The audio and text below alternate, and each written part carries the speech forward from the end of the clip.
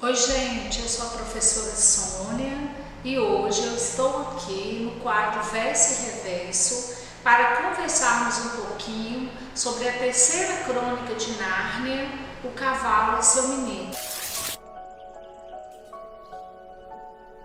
Nós falamos sobre o sobrinho do mago, sobre o leão, a feiticeira e o guarda-roupa, e agora nesta crônica há uma diferença, porque ela não começa em outro mundo. Ela é uma das crônicas que começa e termina em Nárnia.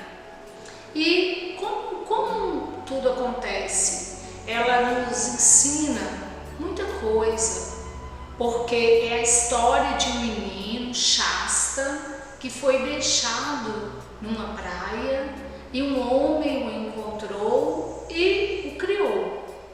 Porém, esse menino ele ficava meio intrigado, porque o pai era diferente dele, ele era um menino de cor branca e o pai era negro. Mas não apenas por isso, esse menino ele se intrigava também porque não conseguia sentir aquele amor que um filho sente por um pai.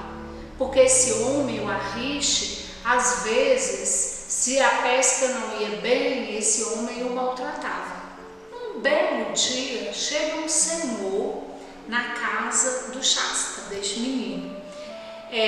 Disse que é um Tarkan, um senhor de alta linhagem.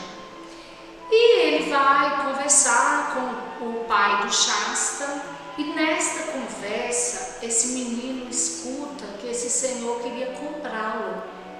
E ele sai dali triste e se dirige a um cavalo, porque esse homem tinha chegado num cavalo, um cavalo muito bonito por sinal. E ele não sabia que esse cavalo falava, porque era um cavalo de Nárnia, o Bri. E o Bri escuta a história dele e diz assim: olha, eu também sou um cavalo roubado, eu não sou escravo, porque o menino se considerava um escravo. E aí o cavalo o convida a partir para Nárnia, lembrando que Nárnia é uma terra livre e que eles poderiam empreender nesta aventura.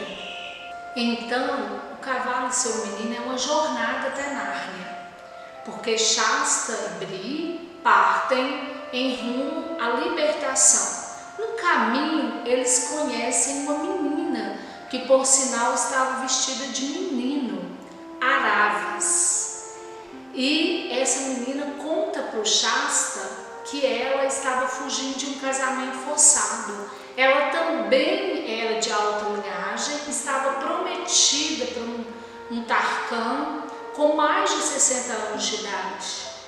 E por não concordar com isso, ela estava fugindo. E nessa aventura, eles seguem rumo a Nárnia. Claro, preocupados com o que poderiam viver pelo caminho, mas com muita vontade de serem libertos dessa escravidão que ambos viviam. A próxima cidade que eles passariam era uma cidade chamada de Tashbaan. E eles estavam meio apreensivos, e então entraram lá. E tiveram uma grande surpresa. Tinham 4 reis desfilando ali. Sabe quem era? Os nossos conhecidos lá do Leão, a Feiticeira e Guarda-Roupa. O Pedro, a Susana, a Lúcia e o Edmundo. Porém, havia ali um certo tumulto, uma certa aglomeração, e o Shasta foi confundido com outra pessoa e assim foi levado para um palácio. Nesse palácio onde viviam esses reis, ele conhece um menino muito parecido com ele, chamado Corim. Então ele conta a história dele para o Corim e ele já se apresenta para o Corim como um narniano. E o Corim o ajuda a fugir dali. E assim Shasta foge e chega nas tumbas. E ali ele passou por muito medo. Aparece um gato e ele se assusta muito. E ele ficava na dúvida se havia um leão por ali. Mas depois a gente descobre quem estava mesmo ali colaborando com Shasta. Nesse momento, Aravis não apareceu por ali, porque ela também tinha se escondido no palácio, e lá ela descobre um segredo muito importante. E assim, ela escapa pelo rio e encontra depois com Shasta, o Bri, a égua, e eles seguem juntos, e juntos eles chegam a Arquelândia.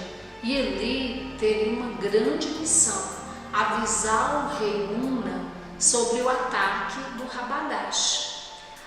Aravis e os cavalos ficam ali, mas Shasta segue e consegue encontrar o rei Luna.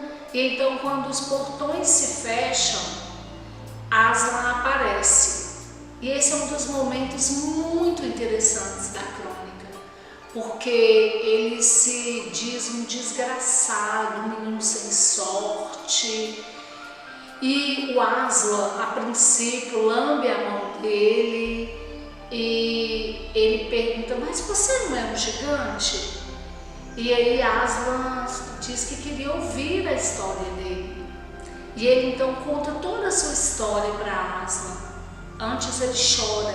Ele conta que era um menino que foi achado, um menino que sofria com a escravidão, um menino que não estava vivendo com o seu povo.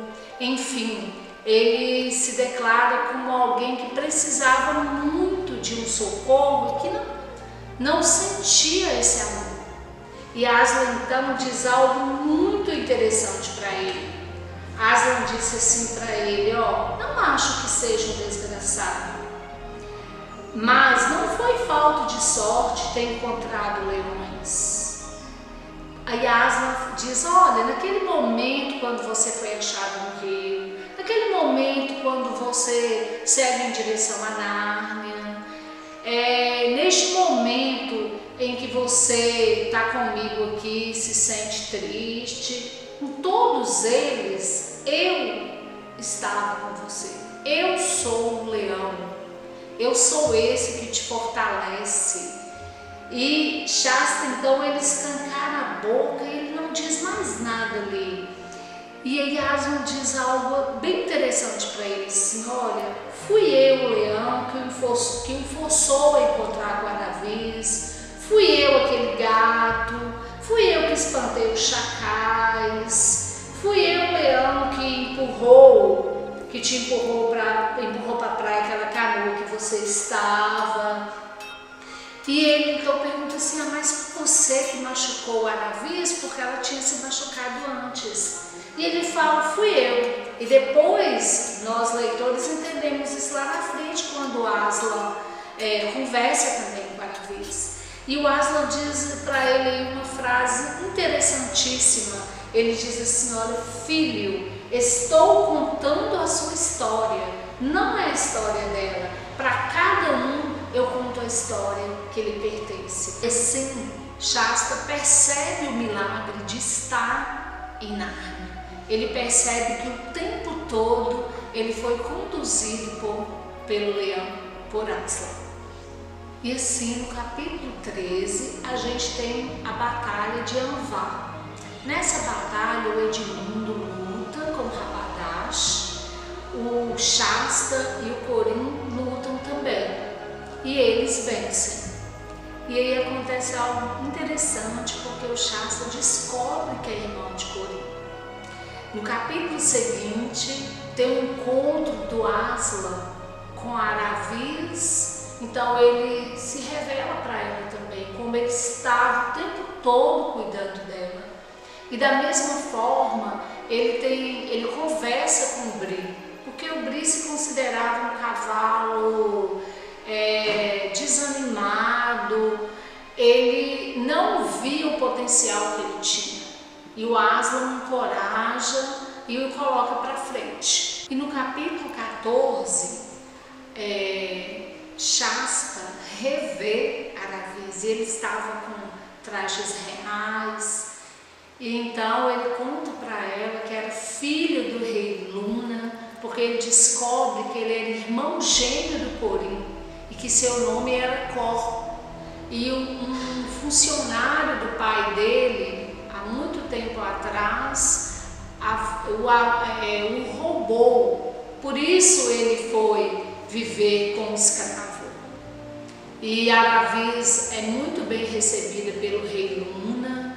Ele também recebe os cavalos e os trata muito bem. Acontece algo super interessante também, porque a Lúcia, a nossa amiga, do Leão Feiticeiro e Guarda-Roupa, ela se torna amiga de Aravis. E Aravis depois se casa com o Có e eles se tornam os reis e rainhas quando o rei Luna morre. E o Aslan também aparece para o Rabadash. Como ele era muito desobediente, ele é transformado num burro. Porém, enquanto ele reinou, ele foi conhecido como Rabadash o Pacificador. É interessante isso aí. Então, depois de Shasta viver grandes aventuras e do seu encontro com Aslan, ele descobre então que foi ele o responsável pela libertação dos seus compatriotas. Por isso que essa história, ela é uma história que tem a ver com destino, com profecia. E nós aprendemos muitas lições ali, lições de humildade especialmente. Se você não teve a oportunidade de ler, faça isso agora. Você vai gostar muito dessa aventura. Ela é envolvente, nós nos identificamos com essas personagens e no final a história é linda quando a gente descobre que havia um propósito ali em tudo que o Shasta viveu. Então, gente, esse foi o quadro Verso e Reverso de hoje. Espero que vocês tenham gostado muito dessa crônica.